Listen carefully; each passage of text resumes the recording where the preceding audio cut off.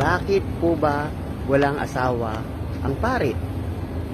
So, yan din po yung maraming mga katanungan o marami pong mga nagtatanong, no?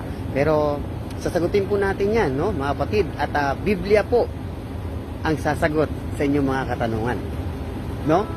Ang sabi po dito, no, mayroon namang hindi nag-aasawa alang-alang sa kaharian ng langit. So ibig sabihin, kaya po pala hindi nag-aasawa ang mga mahal nating kaparian kasi ito po ay alang-alang sa kaharian ng langit. Amen? So ibig sabihin po pala, ito po ay kalooban ng Diyos na kung saan hindi po nag-aasawa ang mga kaparian. Take note, para lang po ito sa mga kaparian, hindi po ito tumutukoy sa mga pastor kasi ang pastor may asawa.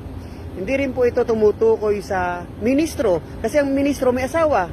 So ibig sabihin, ito po ay tumutukoy lamang sa mga kaparian ng Iglesia Katolika na kung saan ito po ay tinatag ng ating mahal na Panginoong Yesus. Amen?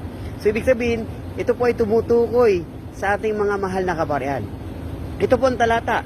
Dito po sa sulat ni San Mateo 19, ang talata ay 12, sapagkat may iba't ibang dahilan kung bakit may mga lalaking hindi makapag-asawa.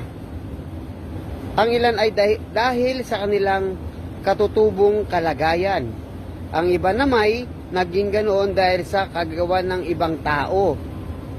Mayroon namang hindi nag-aasawa alang-alang sa kaharian ng langit.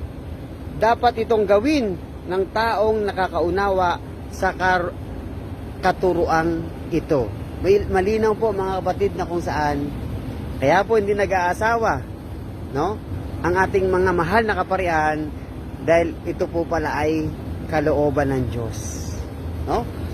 Ito po ay pagtawag ng Diyos sa kanila para sa ganun yung kanilang tawag ito, ang kanilang obligasyon na tinatawag na kung saan ay magawa nila ng ng buo, no? At makapag-focus po sila sa kanilang gawain na kung saan ito po ay pagtawag sa kanila ng Diyos, kalooban po ng Diyos na kung saan kaya po hindi po sila nag-aasawa. Amen?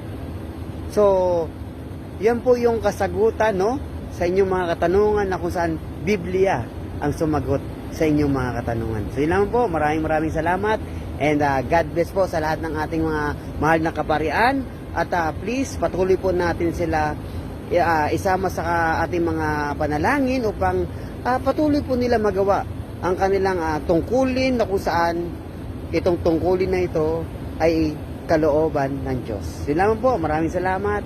Manatili po tayong cute, Catholic until the end. Bye bye everyone. Love you all. Spread love.